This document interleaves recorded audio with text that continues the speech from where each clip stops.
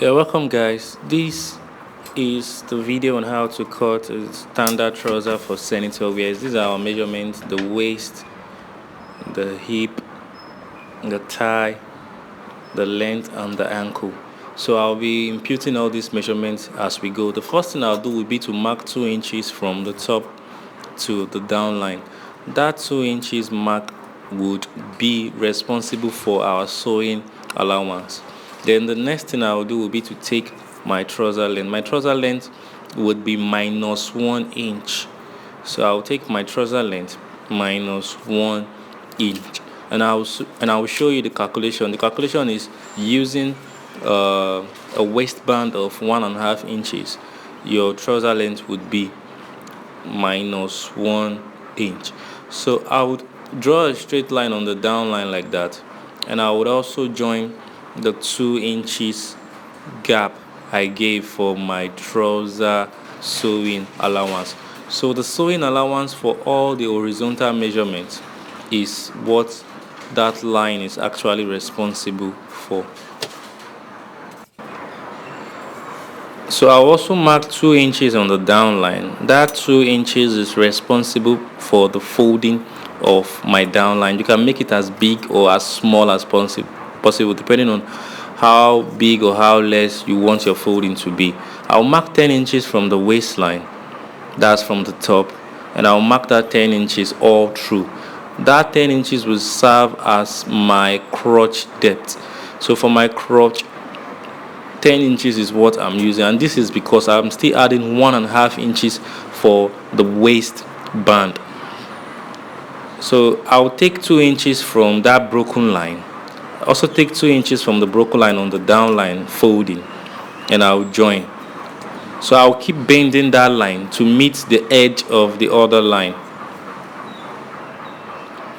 I'll just bend like that, and that line would be the line of my front piece. So on this front piece, I'll take all my measurements. My thigh is 14, I took 7. I'll go up a bit, let's say by 8 inches, then also take my thigh measurement there just to make sure my trouser is straight downwards.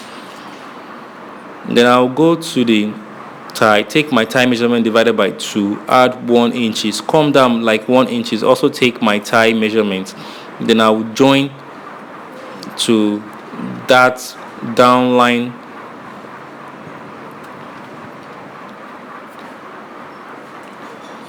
I'll come up, divide the 10 inches by 2. That 5 inches point I'll take on different positions, and that 5 inches point would be the line I'll take my hip measurement. I'll divide my hip by 4 and mark that measurement. I'll divide my waist by 4, mark, then add extra 1 inch, and I'll join to the hip and to the thigh.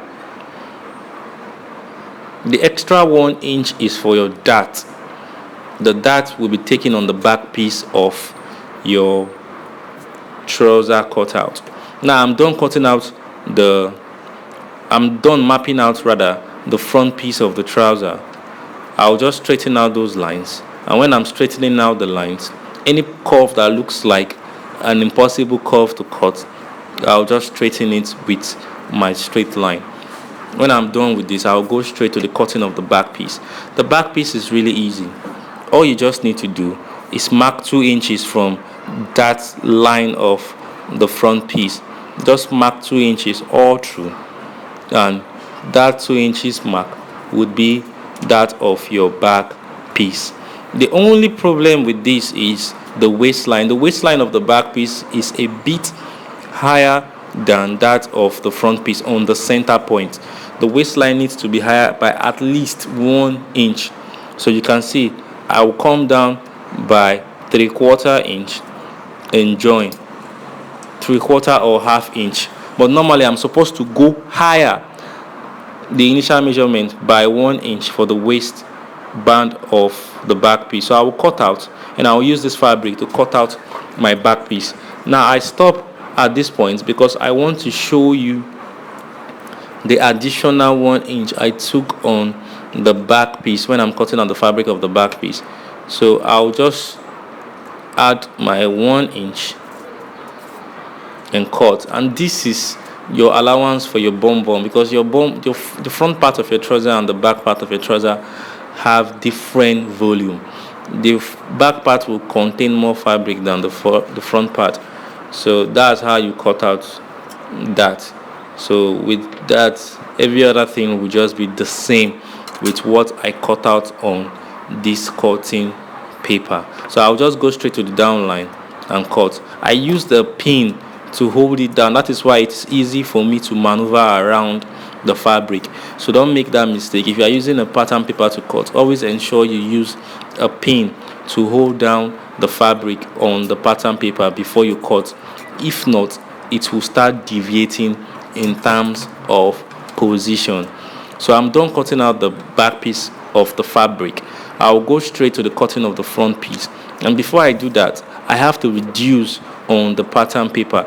The first thing I'll do is to remove that sewing allowance which serve as the excesses that made up the back piece. So I'll remove the sewing allowance on the side, and also the 3/4 or ½ inch slant line on the waistline. Then I'll use this to cut out my front piece exactly the way it is on the pattern paper.